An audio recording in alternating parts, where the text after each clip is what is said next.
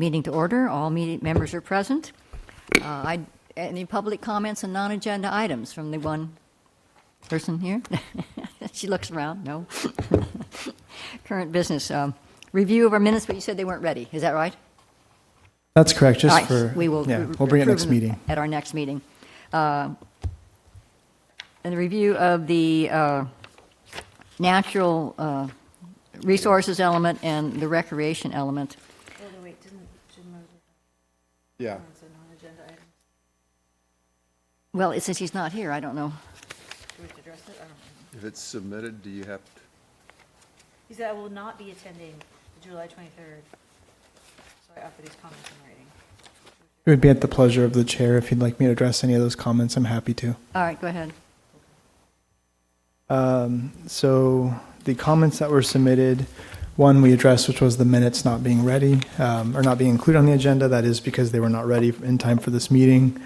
The others were related to cleaning up General Plan Advisory Committee and General Plan Update Steering Committee websites. I actually did those today, so I did address those comments.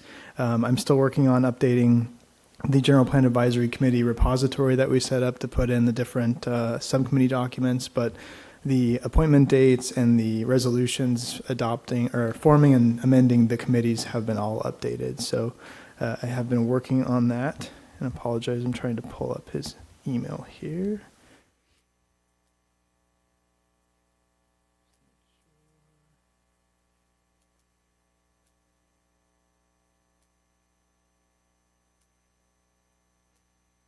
Okay, I'm here. Okay, sorry about that. And we are fast readers. I know, I have it. Sorry, my computer's just being a little slow. it's public now? The secret's out. Okay, let's see. So we addressed the minutes. DUDEC is not preparing minutes for these meetings. The city has a vendor, so that's a cost savings for us that we're putting back into their budget. And then, yeah, the deadline to submit comments doesn't make any sense. So I agree with Mr. Mosier there, and we can certainly fix that. And I believe I've addressed all the comments at this point. All right, thank you. Thank you for the opportunity. We'll get on to current business and the review of the draft recreation element and draft natural resources element. I have one comment on page 9 of the, or it's 17 overall, but page 9 of the recreation, yeah, I think it's recreation. Yeah. Numbered 7, Yeah. Policy 7.5. It says identify appropriate reasonable sites experiencing natural erosion for beach nourishment and replenishment. And I remember at the subcommittee meeting that was there, but I'd like that flagged for people's attention because I don't know why we would limit it. There may be beaches that we would want to expand for a variety of reasons that are not experiencing that much natural erosion. So, let's just flag that for that. And then I thought Mr. Mosher's comments, and I'm paraphrasing, but it will be good, it would be very helpful, and I don't know what you're planning, but as these go to the committees, will you be pulling out so that the GPAC members can very clearly see what are commission and committee comments as opposed to what? Yeah, absolutely. So I can talk a little bit about that now, if that's okay. So in terms of the recreation natural resources element, we are trying to take it for introduction to the Parks, Beaches, and Recreation Commission on August 5th. That'll be our first foray into sharing with a board, commissioner, committee from the city. So we'd look to share back those committee comments or commission comments in the form of a consolidated comment letter. Definitely flagging them as commission comments for full GPAC and steering committee consideration. So we'll make sure to make that very clear. Okay. And I also thought, what you did in here, which I thought was helpful, was you did flag one as a comment by a member of the public. And so we're going to assume that everything else came out of subcommittee meetings. Correct. Okay. Any other comments? So we are voting to move this forward to the committees and commissions? Yeah, that would be your recommended action today would be to support moving it forward for additional conversation at the PB&R Commission, and then from there sharing out with the public. And this includes all of the comments from the GPAC? Yes, Yeah, yeah. yeah. So the red line strikeout version you're seeing Right. today is intended to include all the comments. One thing notable that I'll just highlight for the record, there's some discussion about the emphasis on electrification and how maybe in 10 years electrification isn't I as thought you much. handled that very well. Thank you. I appreciate that. I just wanted to highlight that for everyone's benefit, that Yeah. I saw the we language did was talk about changed, yeah. alternatives. That came up in the subcommittee meeting of saying, well, why are we limiting it? Yeah. Who knows what's going to come? I thought, that's And I think it was very sensible. emphasized at the GPAC Let's not meeting as limit well, ourselves. so I'm glad that you liked the adjustment. All right, we have a motion to move forward. I'm motion to move forward. Second? All right. Any discussion from the public? All right, all in favor? Aye. Aye. All right, that passes. Now, this next one is something I added, in spite of Mr. Mosier's comment. I do think it's within our purview to suggest things. When they first started talking about the update of the general plan, I attended several workshops that Spawn put on the subject. And there were a number of people who had participated in the first general plan, and they were somewhat disconcerted because they said, a lot of the stuff was just ignored because the language was so wishy-washy. And so there's a balance between being, hey, this is important, we want you to do this, and then tying the hands too tightly of a council so that they can't act with different things. Now, Paul Watkins has been very conscientious about that. He is like, it was reasonable, when, this sort of thing. I'd like GPAC as a whole to think about it. I don't need to know that my opinion matters, but I think they should be discussing and understanding how important the language is. And if they want to have everything very, very flexible, that's good. But let's be sure it's a very conscious decision. Or if there are areas where they say, no, this is really firm, let them make that suggestion to council. Council can always change it. But I just think it's worthwhile to have a committee-wide, because this has been done at the subcommittee level a lot, and I think it should be the whole thing. That was my feeling. So basically run a big ol' search on reasonable and see Yeah, I what mean, comes yeah, up and then I- go through and Yeah, I I agree laugh. with you. I don't disagree. I laugh because Paul and I said, what's reasonable to me is not reasonable to you. We're very different politically. So he had suggested, and again, was something we would present during the discussion, I think, is perhaps a preamble prepared by the city attorney's office or something that gives some definition and clarifies. But anyways, I thought that this was a good subject for the GPAC to discuss as a whole, if you agree. Okay, all right, so. If I could ask. Do we need a motion for that? I don't think that's necessary. Okay. But just curious if the steering committee thinks it would be good to have a representative from the city attorney's office at the meeting, or maybe to prepare some type of material for it, or if it's just more of an informal discussion at the GPAC Yeah. members. I think that I don't think we should have counsel there. I think best that they provide their input on what my opinion is on what the committee decides, because otherwise it could just go in circles for a really long time. Yeah, I agree with that. Let the committee suggest something, and then it can go to the city's attorney's office and come back if they feel it's some more work. Yeah. Okay, thank you. All right. Good. A report? Anything on the outreach? When are they meeting again? Do you know? So we haven't set up a meeting with the outreach subcommittee yet. I guess if we can segue into next steps, your last Okay. item on the agenda Okay. here under current business.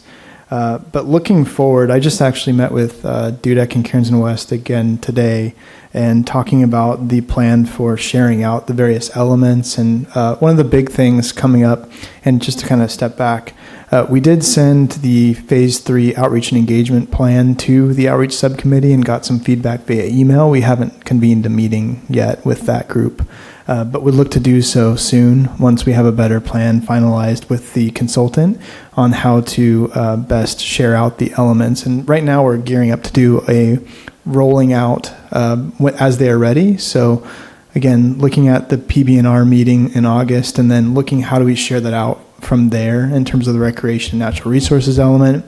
How do we advertise that that's available for public comment? What kind of timing do we give? So I'll be looking to connect with the outreach subcommittee just to at least get some feedback from there on how we should be advertising that.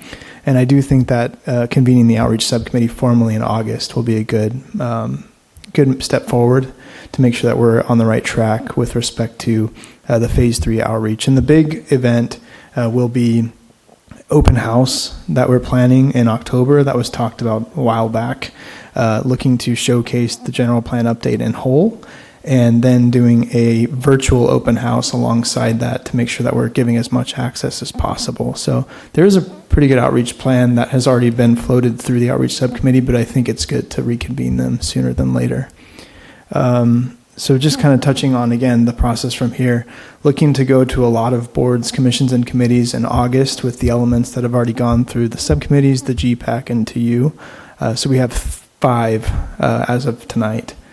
So looking at recreation, natural resources, going to parks, beaches, and recreation, harbor, bay, and beaches, going to harbor commission, arts and historical, going to the arts commission, and any other committees that we find appropriate, like water quality, coastal tidelands. And Yeah, they're not meeting in August, so you'll have to do right, it in September. it's in September. Yeah.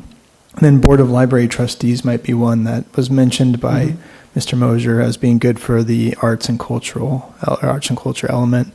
So definitely looking to get these more in the public eye through agenda packets, at least in August. I don't suggest actual meetings, but certainly the historical resources should go out to the email version or something to the 3 historical committees we have in the city. Yeah, and the same would go for recreation and natural resources. We've gotten some input or interest from the Coastal Corridor Alliance, looking to how are we doing the wildlife habitat interconnections, how are we addressing new state law and the natural resources element. So I agree, getting those out in draft form sooner than later after they've been reviewed by the boards, commissions, and committees is definitely a good play. And do you feel that we'll have all those elements ready by the October open house? We'll have most of them ready. The one that I am a little concerned with as far as timing is land use, because the land use element subcommittee is meeting for the first time tomorrow, actually, to review the draft element. Yeah, but the land use element is also the one we have the least amount of leeway on, isn't it?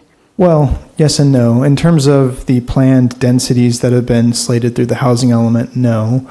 But as far as how to best plan for balanced areas that are accommodating or intended to accommodate the new residential density, what kind of policies do we implement to help ensure there's adequate retail in the airport area? And I think a lot of that, just to kind of dovetail into land use, is looking to set up a broader policy decision of pursuing a specific plan, which is a planning document for the airport area, to ensure it's a comprehensive plan, but we're not really setting in stone through policy in the general plan what that looks like at this time. There's a more comprehensive study coming forward for the airport area through a specific planning effort. That's just an example of something that the land use element could handle related to the housing element, but not related to densities or intensities. Right. So that gives us a bit of a schedule. Anything either of you want as far as schedules or things that we haven't done that GPAC needs that you have been thinking of? I'm just curious what, if there is, an identified timeline right now or deadline where we're planning to get this to the Planning Commission and then the Council for final approval.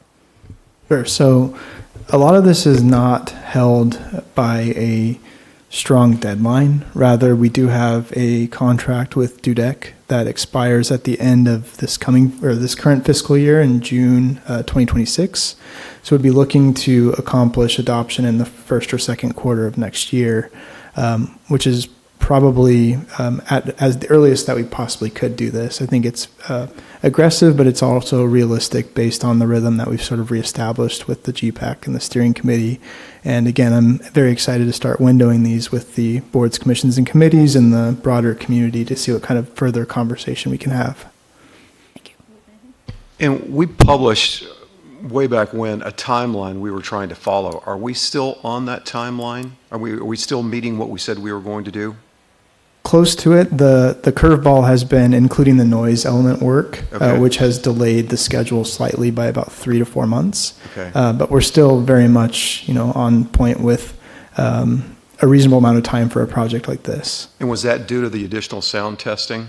Yeah, there's additional noise study work that needed to be done to come up with new contours to show the roadway noise generated by each of the major roadway segments, to update that and project it into the future. Because right now, I think, as the noise subcommittee led by Mr. Mosier aptly pointed out, the current noise element has projections to 2025, which is this year. So it'd be good to update those, and that's part of the delay.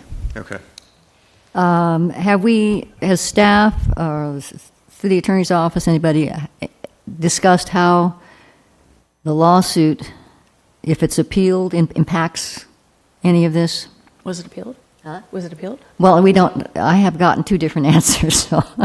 Well, you know more than I do. Okay. If that answers your question. So Okay. no, I've not been discussing that with Well, I think it would council. be of interest for the Land Use Element Committee, certainly, to get some sense, maybe if there has been anything, as I said. Someone said yes, and then someone else I talked to said, well, we haven't made up our mind yet. So. I'm happy to inquire with the city attorney's office just Okay. to keep them informed. Yeah. Sure. Okay, good. Anything else? And then we can go home and have a nice glass of wine. Yeah. Thank you very much. We're adjourned. Thank you.